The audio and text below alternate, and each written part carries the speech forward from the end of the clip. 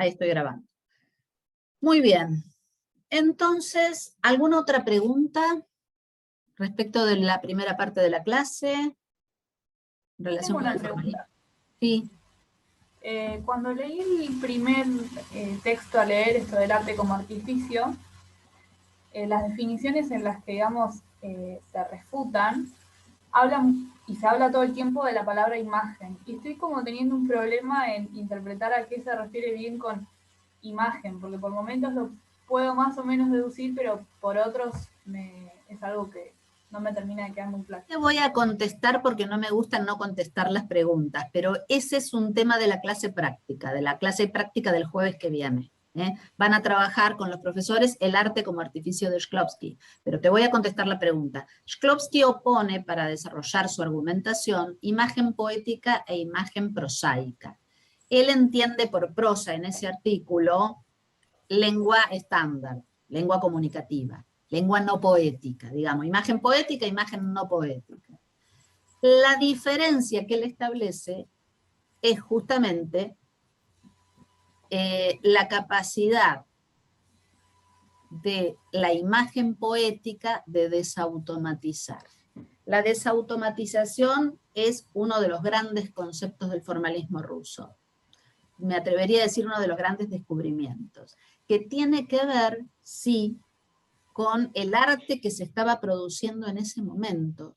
Los formalistas rusos fueron contemporáneos de las vanguardias, particularmente del futurismo ruso que estaba en auge en este año de 1917, cuando Shklovsky publica ese artículo. Entonces, él piensa la imagen poética con su poder de desautomatización. Dice Shklovsky, vemos al objeto como si lo viéramos por primera vez. Percibimos el objeto como si lo viéramos por primera vez. Ustedes piensen, qué sé yo, habrán visto, habrán leído algún poema vanguardista, ¿no? O habrán visto algún cuadro de alguna escuela de vanguardia, ¿no? Ver el objeto como si lo viéramos por primera vez. No apela al reconocimiento de algo que ya conocemos, sino a la visión, la imagen poética, para contestar a tu pregunta, Giovanna. En cambio, para Shklovsky, la imagen prosaica es una herramienta para pensar. La imagen prosaica ordena, agrupa, porque usamos también imágenes en el lenguaje prosaico. En el lenguaje comunicativo también usamos imágenes. Por ejemplo, suponete los refranes que no pueden ser considerados poéticos, ¿no? Yo digo, bueno, en casa de herrero, cuchillo de palo, esa imagen sirve para agrupar una cantidad de situaciones que valen para ese dicho, para ese refrán. Agrupa, sistematiza. En cambio, la imagen poética singulariza. La imagen poética es única, porque permite una desautomatización de la percepción. Bueno, yo quise contestar la pregunta de Giovanna, pero les aviso que este tema es el tema de la próxima clase práctica, que van a tener con los profesores. También con la misma modalidad que esta. Si no se pueden conectar de manera sincrónica, van a tener la posibilidad de ver el video grabado. ¿Va a haber comisiones o se va a organizar como esta clase? Que se va a avisar y nos conectamos todos, digamos. No va a haber comisiones, es una comisión. Es una comisión porque consideramos que no es conveniente por el momento hacer comisiones. A menos que haya demasiado, pero eso ya se los van a comentar los profesores de trabajos prácticos, que ellos se van a dar su propia metodología. Bueno, ¿alguna otra pregunta? Sí, escucho. Sí, entonces como a grandes rasgos el formalismo respondería, o sea, no respondería a la pregunta de qué trata una obra literaria, sino a cómo está hecha, ¿no? Cómo está compuesta, digamos. Exactamente. Hay uno de los artículos que se titula así, ¿cómo está hecho el capote? El capote es un cuento de Gogol, que un narrador ruso, que toma el propio Eichenbaum, de quien vamos a leer otro artículo, toma como objeto de análisis y descubre todas sus estrategias y sus procedimientos. Das en la tecla con la pregunta, porque justamente lo que observan los formalistas son los procedimientos.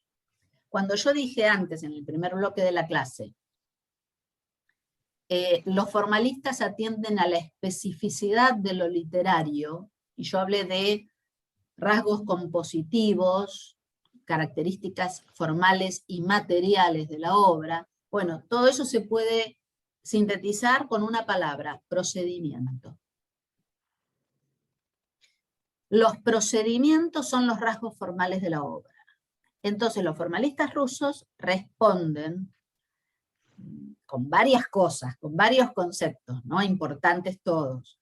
Pero una clave es el concepto de procedimiento, que es un concepto crítico, y no teórico, no tan teórico como crítico. ¿Qué quiero decir con esto? Hay infinidad de procedimientos. A ver, díganme uno, el que se les ocurra. Un procedimiento literario. ¿Puede ser lo de organizar la trama de una determinada manera? Por ejemplo, si lo hago cronológicamente o empiezo contando digamos, como cambiando el desenlace, contándolo al principio. Bueno, no sé cómo explicarlo, pero cambiar sí, está bien. el hecho cronológico. Sí. Las características del tiempo narrativo. Claro, eso. Bueno, eso es un procedimiento. Por ejemplo, hay que ver en el cuento qué pasa con el tiempo narrativo. Claro.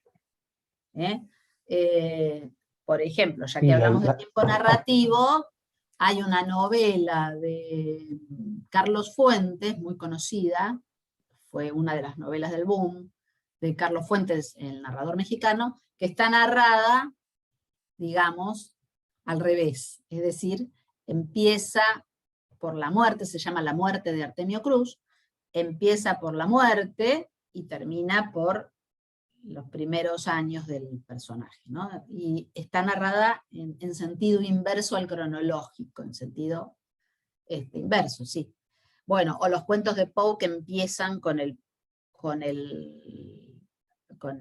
asesino en la cárcel y narra cómo mató a su víctima. O sea que empieza, Todorov lo llamó tiempo quebrado. Porque dirían los chicos, como me decían a mí en el colegio, empieza por el final. No, no empieza por el final, empieza por el principio, pero empieza por el último tiempo narrativo. Bueno, ese es un procedimiento. Muy bien. ¿Otro? La alteración punto de vista. Claro, Corazón del Actor es un ejemplo. ¿Cómo, Carolina? El punto de vista del narrador. El punto de vista del narrador, es clave ese procedimiento. Y ustedes piensen, porque son lectores, descarto que todos ustedes son lectores. Piensen, el punto de vista del narrador es clave en la producción del sentido. Vuelvo a tu pregunta, Agustina. Si yo tengo un cuento narrado en primera persona, visión con el protagonista, veo con los ojos del personaje, pienso con sus pensamientos, siento con sus sentimientos. Me filtra totalmente la acción. Por lo tanto, es un procedimiento que provoca sentido. Si el Corazón del Actor no estuviera narrado en primera persona, no sería el cuento que es. Sería imposible narrar el Corazón del Actor en tercera. Podría hacerse, pero sería otro cuento. Fíjense otra característica cosa. también es Sí. es de la mano del tema del narrador, la construcción del mundo en cuestión, que pasa mucho en las novelas épicas, como bueno, El Señor de los Anillos o cosas del estilo. No te entendí, perdón. Bueno, se escucha que va de la mano del narrador el tema de la construcción del mundo en cuestión que presenta la novela, que pasa mucho en novelas largas o cosas más épicas como El Señor de los Anillos o cosas del palo. Bueno, está muy bien. Lo que pasa es que la construcción del mundo, no sé si es un procedimiento, en todo caso es un efecto de múltiples procedimientos, entre los que participa el punto de vista del narrador. Y una cosa, algún procedimiento sencillito de poesía, por ejemplo. Nadie se me va para la poesía, eso ya lo sé, ya lo aprendí. ¿La metáfora puede ser? La metáfora, muy bien. La metáfora es un ¿El procedimiento. ritmo? El ritmo, claro. Los formalistas dicen que el ritmo es un elemento constructivo. Él tiene valor constructivo, más que las palabras. Bueno, en todo caso, las palabras en un poema se leen en clave sonora. ¿Lo pensaron alguna vez? Claro, la poesía está hecha con palabras, y palabras de la lengua, es decir, palabras que conocemos y usamos. Pero es otro uso. Es otro Muchas uso de las mismas palabras. Por ejemplo, cuando en los poemas se dejan muchos espacios entre las palabras o se ordena el poema en diferentes partes de la hoja, eso también tiene un significado, ¿no? Eso es un procedimiento y tiene un significado. Eso es muy característico de la llamada poesía moderna, que sería la de Baudelaire para acá, ¿no? Los poetas franceses de la segunda mitad del siglo XIX descubrieron, particularmente Mallarmé, descubrieron esto, ¿no? De que hay espacios en blanco que dicen. Entonces, la distribución de las palabras en el espacio de la página me permite a mí advertir primero que la palabra está ubicada en un espacio, en el poema. En el relato no tanto, porque no veo yo el espacio narrativo como espacio en la hoja, como espacio del papel, digamos. Pero en la poesía sí, por esto que acabas de decir, por cómo a veces hay blancos o un interlineado o un verso volcado sobre la derecha y otro volcado sobre la izquierda, que arman como una especie de diálogo. Hay una poeta argentina extraordinaria que se llama Amelia Biagioni, que en sus poemas parecen dialogar dos voces, y no porque haya necesariamente un diálogo formal, pero hay versos de un lado, versos del otro que parecen estar en una especie de contrapunto. Bueno, esos son todos procedimientos, por eso les dije, hay infinidad de procedimientos, son literalmente infinitos, o por lo menos de número indefinido. Los formalistas se enfocaron en los procedimientos y determinaron que los procedimientos son lo específicamente literario. Y no el tema, o no necesariamente el tema. Ojo, yo no estoy diciendo que el tema no importe, no estamos diciendo que hay cosas que importan y cosas que no importan. Estamos diciendo que los formalistas comprendieron que había que prestarle atención a la forma. Por eso ellos admiten ese mote, que en realidad se lo puso el estalinismo el mote, ¿no? Lo de formalistas era como una acusación. Pero ellos aceptan el mote y se identifican con ese apodo despectivo. Sí, somos formalistas, miramos la forma. Eso tenía que ver con las imposiciones del régimen de la Rusia de las primeras décadas del siglo, después de la Revolución, porque la literatura tenía que estar al servicio de la ideología, dicho muy rápidamente. Entonces, ¿qué hacen los formalistas? Reaccionan contra ese imperativo ideológico. Dicen, no, la literatura es forma, la literatura es procedimiento, la literatura es materialidad verbal, sonido, sentido y su integridad dinámica. Bueno, hemos hablado mucho de formalismo. Vamos a seguir hablando de formalismo. Yo les pido para la clase que viene que lean la teoría del método formal de Boris Eichenbaum. Tienen una ventaja con respecto a los estudiantes del año pasado. Ya están subidos a mi canal de YouTube los audios sobre, videos, perdón, son videos sobre Eichenbaum hay dos, sobre el artículo de Eichenbaum y uno sobre el artículo de Tiniano, sobre la evolución literaria. El artículo de Víctor Shklovsky, El arte como artificio, lo van a ver el jueves con los profesores de las clases prácticas. Bueno, yo quiero hacer una breve referencia a la segunda respuesta que vamos a ver después de formalismo. Me estoy anticipando, pero quería darles una idea general de la primera unidad. ¿Puedo hacer una pregunta antes de seguir? Por supuesto. Me quedó una duda respecto a lo que sería el ritmo. Más o menos. Usted dijo que sirve como, digamos, para construir, como constructivo. Pero en una, bueno, igual quizás lo tengo que constatar en el práctico, porque es o sea, mi duda es por el texto que leí, digamos. Así que No, igual Eichenbaum vuelve sobre la cuestión del valor constructivo del ritmo. ¿Cómo te lo puedo explicar para no repetir las palabras del artículo, que las vas a leer? Esto lo sabemos los lectores. El verso tiene un ritmo y la prosa también. El diálogo teatral también. De hecho, los griegos escribían el teatro en verso. Las tragedias clásicas están en verso. Hoy ya no se estila, ¿no? Teatro en verso. Bueno, Shakespeare también. El ritmo tiene un valor constructivo en el sentido de que provoca significado. Por supuesto, también es un uso específico de la lengua. Es el lenguaje desobediente a las normas de la producción comunicativa.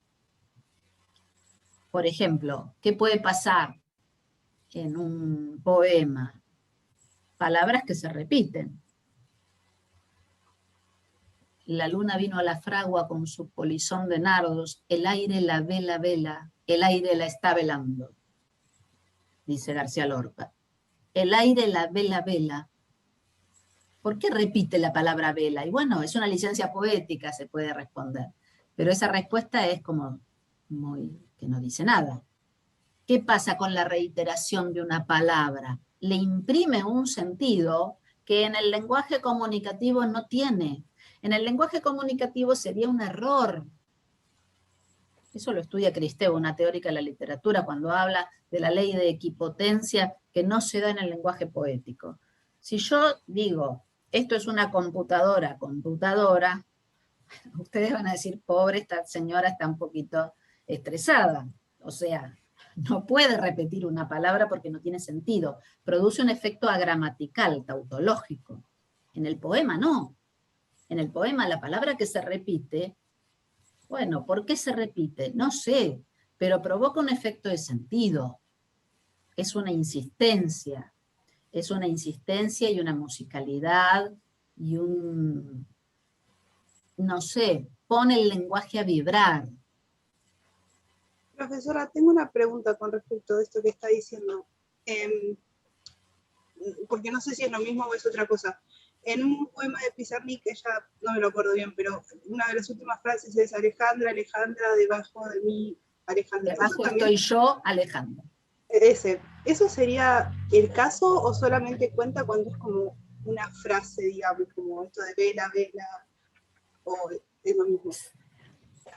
Sé tanto como vos de ese poema. La literatura, de paso digo esto, que ustedes ya lo van a saber por ustedes mismos, la literatura horizontaliza, es decir, democratiza el saber. Yo no tengo una respuesta mejor que la tuya. Lo que yo te puedo decir es que en ese poemita hermoso, se llama Solo un nombre. Solo un nombre, Alejandra, tendría que tener un pizarrón acá. Alejandra, debajo estoy yo, Alejandra.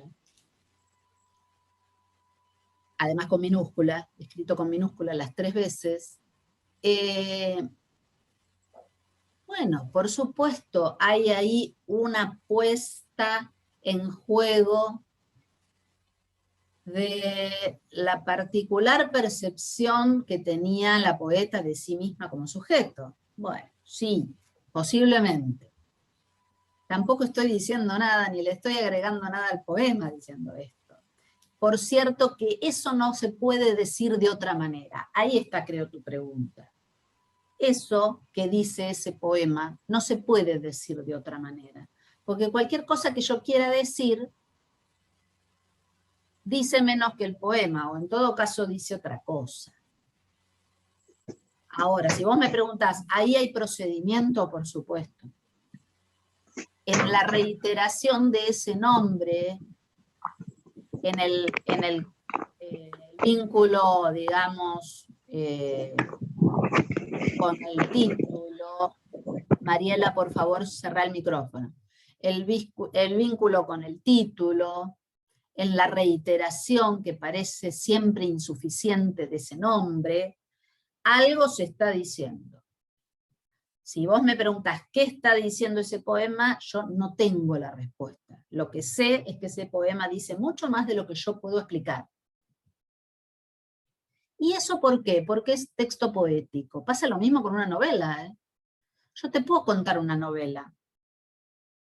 Y sí, puedo hacer el esfuerzo y contarte. Te puedo contar, qué sé yo, de qué trata. Puedo contar, no sé, Respiración Artificial de Ricardo Piglia. Y te puedo contar que sí, que pasó esto, que desapareció que le escribe una carta, que nunca le contestó, que se va a Clorinda. Ahora, yo no te puedo contar esa novela, porque es la novela. Eso lo dijo León Tolstoy respecto de Ana Karenina. Le preguntaron qué quiere decir Ana Karenina, dijo, bueno, lea Ana Karenina. O sea, la respuesta tendría que repetir toda la novela.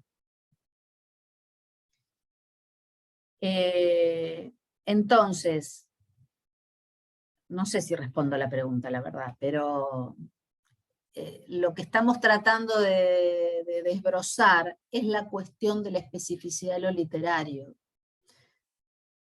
de las particularidades de la forma, como descubrieron los formalistas, que produce sentido, que desautomatiza la percepción. Esa es la definición del arte para Shklovsky. Desautomatiza la percepción. Es un golpe a la conciencia. Fíjense que ahí está el vínculo muy activo con la concepción vanguardista del arte. Para los vanguardistas el arte era un golpe a la conciencia. Con martillos verdaderos si fuera necesario, dicen los surrealistas en el primer manifiesto, ¿no? Es decir, el golpe a la conciencia y como golpe real. Bueno, los formalistas tienen un diálogo muy productivo con el arte de vanguardia, porque el arte de vanguardia también es una reflexión sobre la forma, ¿no? Si uno piensa en las relaciones que hay entre el arte clásico, estoy pensando en el arte pictórico, ¿no? La pintura clásica, en la perspectiva que vemos, por ejemplo, en un cuadro de Rafael o de cualquier otro renacentista, y cómo maneja la perspectiva Picasso, nos vamos a dar cuenta de que hay un tratamiento de la forma, un tratamiento de la materialidad, del lenguaje de la pintura, bueno, que ha dado una vuelta, ¿no? Que se da vuelta el procedimiento material, lingüístico, del lenguaje artístico. Entonces, por eso digo que hay un diálogo productivo entre el arte de vanguardia y el formalismo ruso. El formalismo ruso comprende que hay una clave, que es una condición decisiva del arte, que es el tratamiento del lenguaje, del propio lenguaje de cada disciplina artística. En la literatura, el lenguaje es su materialidad. En la pintura, otra. En el lenguaje cinematográfico es otra. A ver, la percepción de la forma, ¿qué dice Eichenbaum? La percepción poética es la percepción de la forma. En el artículo que vamos a comentar la clase que viene, Eichenbaum dice exactamente eso, creo que en la página 30, si no recuerdo mal, dice, bueno, la percepción poética es la percepción de la forma. Bueno, me fui un poco por las ramas. ¿Alguna otra pregunta? Tenemos ya menos de 10 minutos de clase.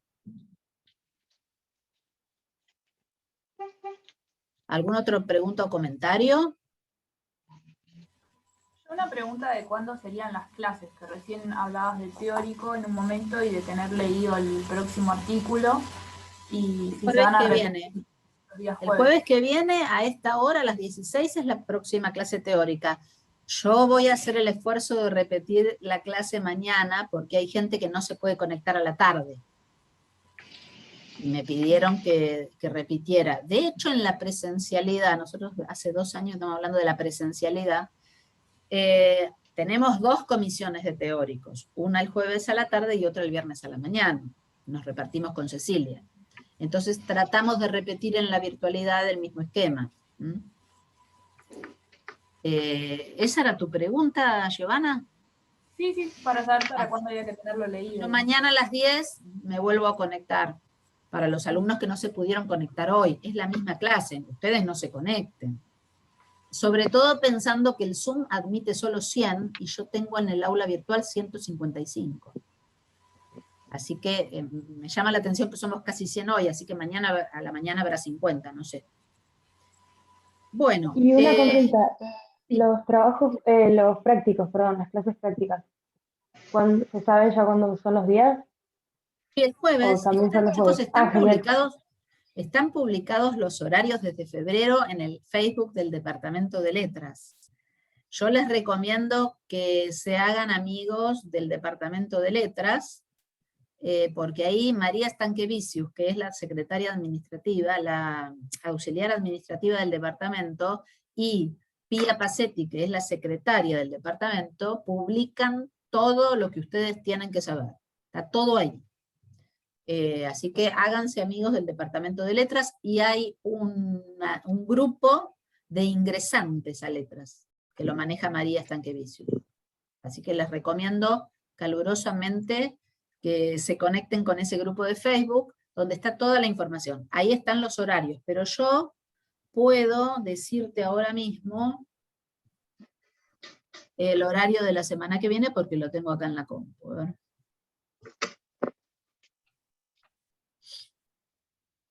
Porque la verdad que de memoria el horario no lo recuerdo en este momento.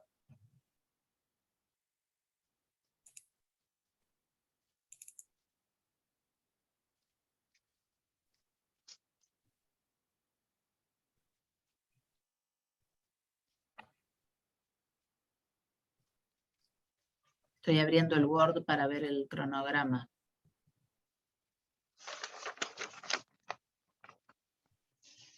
Bueno, ¿alguien tiene alguna otra pregunta? Porque casi no tengo tiempo de... Comisión de Trabajos Prácticos. Yo dije mal el jueves, chicos, me equivoqué. Dije el jueves y nada que ver, es el martes. Claro, jueves es hoy. Comisión de Trabajos Prácticos, martes de 17 a 20. No van a ser 3 horas. Van a ser como los teóricos 2 bloques de Zoom de 40. A las 17. Y después, los miércoles a las 10 de la mañana, no se repite el teórico, pero hay clase de consulta. Martes a las 17, miércoles a las 10, y el primer práctico lo va a dar Candelaria Barbeira el día 13 de abril, que es martes. 13 de abril a las 17 con Candelaria Barbeira. ¿El link lo van a pasar al aula virtual? ¿Perdón? ¿El link lo van a pasar al aula virtual? Sí, por supuesto que sí. Sí. Eso siempre, la clase se graba y copiamos el enlace en el aula virtual. Les repito que en el aula virtual está todo el material, y una cosa que no quiero olvidarme de decir. Nosotros vamos a ir poniendo visible todo el material, y es material audiovisual, porque tienen, ya les digo, videos mismos de formalismo ruso, hay 3. Uno se llama Yuri Tinianov y la evolución literaria, el otro se llama El legado del formalismo ruso, o algo así, no me acuerdo ahora, pero están en el aula virtual, vamos poniendo los enlaces, así que no tienen que ir a mi canal de YouTube y buscarlo, sino que cliquean en el enlace, y ahí se van a encontrar con los videos. Y también está, como dije antes, el PDF de este libro, el libro de los formalistas rusos, lo voy a volver a mostrar por si alguien no lo vio, el PDF de la teoría literaria de los formalistas rusos está completo, ustedes tienen que leer nada más que los 3 artículos indicados. Y también hay un archivo muy chiquito de 7 páginas, creo que hice yo, que se llama Características generales del formalismo ruso. Y hay también un documento de cátedra, lo llamamos así cuando lo elaboramos nosotros, un documento de cátedra sobre Tinianov, pero de eso vamos a hablar la clase que viene. La clase que viene voy a hablar de los 2 formalistas que todavía no mencioné, o que mencioné muy al pasar. Profe, una consulta. Sí. Estaba mirando ahí los horarios y veo que el práctico se solapa con el teórico de sociología. Ay, mi amor, pero sociología no es de letras. Nosotros no podemos hacer esos Claro, milagros. O sea, por eso, eso te iba a hablar. quiero decirte, el horario de letras no se solapa con nada. ¿Vos la estás haciendo como optativa de sociología, Tomás? No, yo estoy en filosofía y tengo optativa sociología y literatura. Pero te imaginas Y que noto- no podemos hacer una composición de todos los horarios de la facultad, eso es imposible. Los horarios están organizados por departamento. O sea, entiendo, pero por eso era la consulta. ¿No tienen cierta comunicación entre los departamentos para organizar el cronograma? Porque, por ejemplo, también se solapan ustedes o ellos con ustedes, es lo mismo. Introducción a la práctica histórica se solapa una clase de acompañamiento en el mismo horario que el teórico este. Materialmente imposible coordinar los horarios de todas las carreras de la facultad. Te das cuenta que es imposible. Ya es muy difícil coordinar los horarios del departamento de letras, para que los alumnos de primer año tengan la posibilidad de cursar sin solaparse. No, es materialmente imposible lo que propones.